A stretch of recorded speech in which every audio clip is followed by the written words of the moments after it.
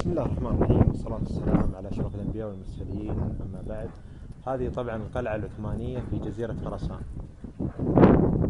طبعا احنا جينا من أماكن بعيدة عشان نشوف هذا القلعة، وفاجأنا طبعا ببعض الكتابات بالذكريات الحديثة.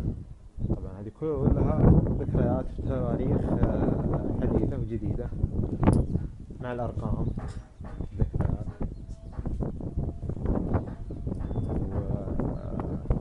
وهذا طبعا إهمال من هيئة الآثار والسياحة، إهمال واضح.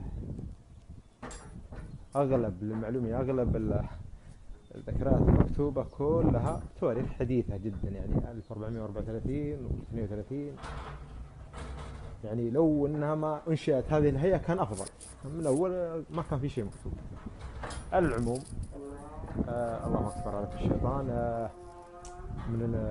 يعني لو الهيئة ما عندها القدرة على إيجاد حارس، المفروض تركيب كاميرات مراقبة عن بعد، حتى تلاحظ يعني العابثين هذه الآثار، هذه معالم وقلاع تاريخية المفروض المحافظة عليها للأجيال القادمة. وطبعا نذكر